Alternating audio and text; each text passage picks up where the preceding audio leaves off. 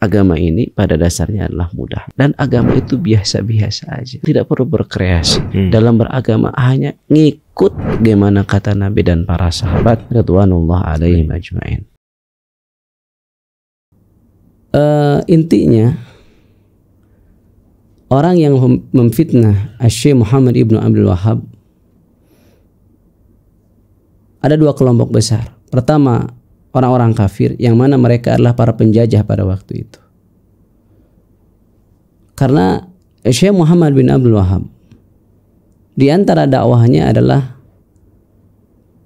al-wala wal bara, itu loyalitas dan berlepas diri. Wala, loyalitas kepada Allah, kepada Rasul dan orang-orang beriman. Bara, berlepas diri dari orang-orang kafir. Konsekuensi bara di sini adalah tidak boleh membantu orang-orang kafir untuk merugikan kaum muslimin, tidak boleh. Kita lihat misalnya dalam kitab Thalathatul Usul, Syekh Muhammad ibnu Abdul Wahhab mengatakan, anna man ata'a ar-rasul wahadallaha la yajuzu lahu muwalatu man hadallaha wa rasulahu walau kana aqraba qarib. Bahwa orang yang taat kepada Rasul dan mentauhidkan Allah, tidak boleh baginya memberikan loyalitas kepada orang yang memusuhi Allah dan Rasulnya, walaupun dia adalah sedekat-dekatnya kerabat. Di zaman tersebut, zaman di mana negeri-negeri Islam banyak dijajah, tentunya ini bertentangan dengan kepentingan para penjajah. Dakwah ini bertentangan dengan kepentingan para penjajah. Makanya kita tahu misalnya tokoh di Libya, Umar Mukhtar, yang dia merupakan salah seorang murid orang yang belajar di Mekah dan belajar kepada murid-muridnya Syekh Muhammad bin Abdul Wahhab. Semangatnya bagaimana melawan penjajah. Dan di Indonesia pun banyak seperti Imam Bonjol yang juga mendapatkan dakwahnya Syekh Muhammad ibnu Abdul Wahhab, semangat mereka melawan para penjajah.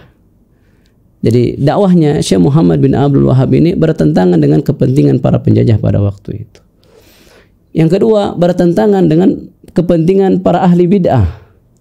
Karena dakwah Syekh Muhammad bin Abdul Wahhab adalah mengembalikan umat kepada ajaran baginda Nabi SAW, ar-ruju' ilal kitabi was sunnah, kembali kepada Al-Quran dan sunnah, bifahmi salafil ummah, dengan pemahaman salaful ummah. Ini bertentangan dengan kepentingan orang-orang yang senantiasa mendakwahkan kebid'ahan.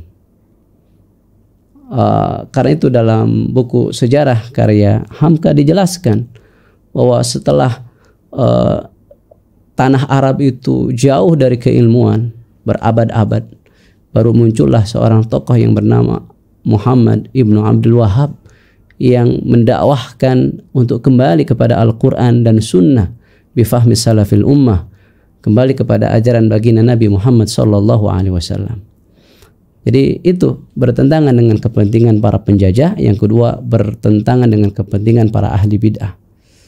Dan apa yang dakwahkan oleh Syekh Muhammad bin Abdul Wahhab adalah ajaran Ahlus Sunnah wal Jamaah. Makanya yang paling sangat benci kepada Syekh Muhammad bin Abdul Wahhab adalah orang-orang Syiah. Karena orang Syiah selamanya adalah musuh Ahlus Sunnah wal Jamaah. Makanya dikit-dikit orang Syiah bilang Wahabi, Wahabi, Wahabi. Kenapa? Karena sangat bertentangan dengan mereka. Ya tuduhan-tuduhan saja bahwa Syekh Muhammad bin Abdul Wahhab adalah takfiri. Tapi ada sebuah kaidah yang sangat bagus yang pernah saya dapatkan dari Syekh Ali Al-Halabi, salah seorang murid dari Syekh Muhammad Nasruddin Al-Albani. Syekh Ali Al-Halabi mengatakan, isma'u minni wa la tasma'u anni.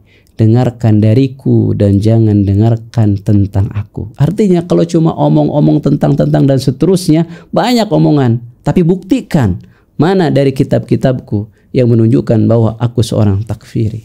Bahkan sebaliknya, Syekh Muhammad bin Abdul Wahhab mengatakan secara tegas bahwa aku bukan seorang takfiri yang asal mengkafirkan orang. Ya, wallahu a'lam.